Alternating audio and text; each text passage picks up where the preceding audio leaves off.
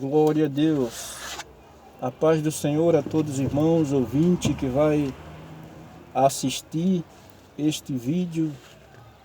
Eu quero deixar uma reflexão nesta tarde de terça-feira, que está no Evangelho de Mateus, capítulo de número 24, versículos 34 e 35, que diz assim: Em verdade vos digo que não passará esta geração sem que tudo isto aconteça. Passará o céu e a terra, porém as minhas palavras não hão de passar. Amados irmãos e ouvintes, a volta do Senhor está próxima. Vamos hoje compreender um pouco mais acerca da parábola da figueira. Aprendei, pois, a parábola da figueira, quando já os seus ramos se renovam e as folhas brotam, sabeis que está próximo o verão. Mateus capítulo 24, versículo 32. Com relação à vinda do Senhor, nós, a igreja, precisamos ficar atentos à nação de Israel. No momento em que crucificaram a Jesus e mataram o Filho de Deus, interrompeu-se a história de Israel.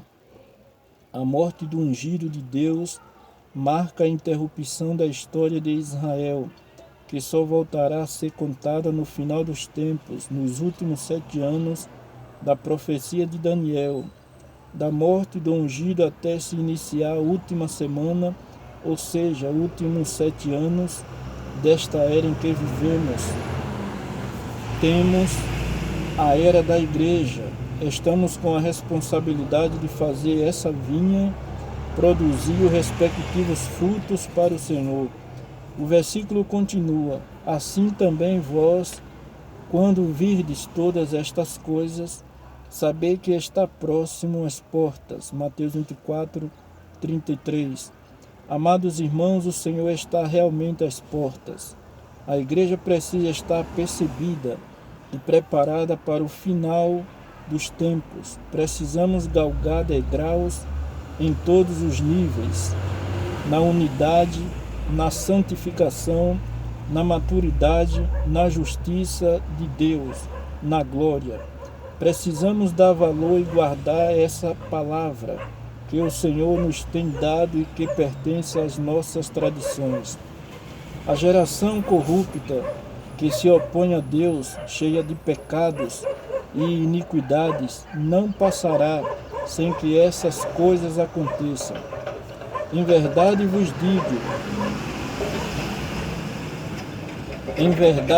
digo que não passará esta geração sem que tudo isso aconteça. Passará o céu e a terra, porém as minhas palavras não hão de passar. Mateus 24, 34, 35. Nenhum de nós sabe a data, o dia e a hora em que o Senhor retornará. A respeito daquele dia e hora, ninguém sabe, nem os anjos dos céus, nem o Filho, senão o Pai. Versículo 36. Podemos apenas inferir sobre isso. Sempre devemos preparar-nos para o pior cenário, para o caminho mais crítico. Se Cristo realmente morreu no ano 30 do calendário cristão, ao somarmos 2000 anos, é provável, pelo caminho crítico, que a vinda pública do Senhor seja em 2030. Essa abordagem leva em conta que para o Senhor 1000 anos são como um dia, 2 Pedro 3,8.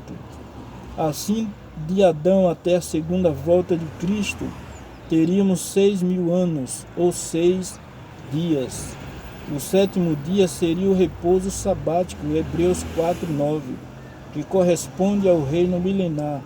Sendo em 2030 a vinda pública do Senhor Jesus, ao subtrairmos 7 anos, teremos o início da última semana de Israel, conforme profetizado em Daniel capítulo 9, versículo 25 e 27. Essa última semana, últimos 7 anos desta era, será marcada por uma grande aliança que será feita com o povo de Israel. Essa grande aliança já está em andamento nos dias atuais. Estão sendo firmados acordos de paz entre Israel e vários países árabes.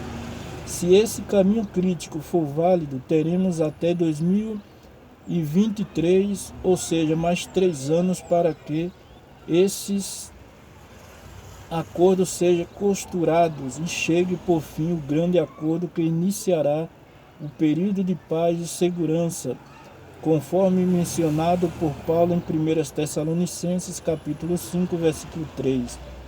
Por causa desse acordo não haverá mais guerras, nem conflitos no Oriente Médio entre Israel e os países árabes. Todavia, 3 anos e meio depois, o anticristo romperá a aliança e terá início a grande tribulação.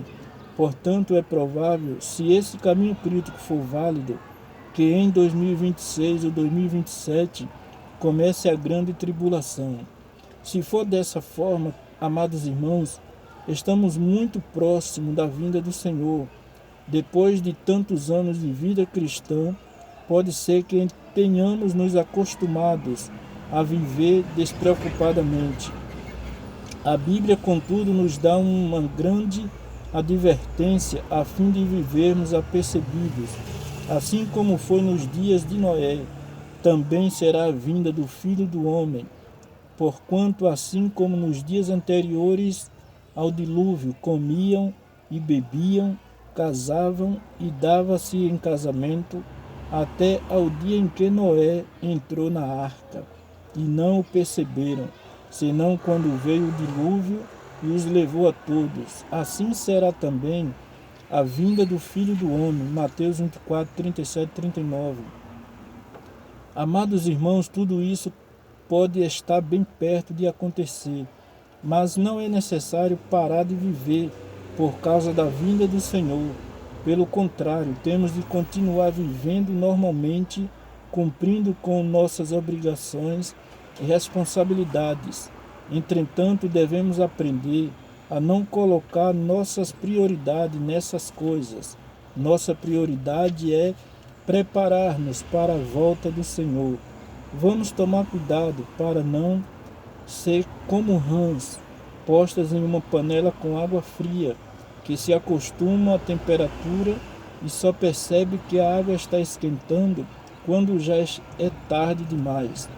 O mundo é assim, tudo vai acontecendo muito lentamente. Vamos nos acostumando com as coisas que vemos, com toda a maldade, com o mistério da iniquidade operando e continuamos a viver como todos vivem. Por isso essa palavra vem para nos despertar.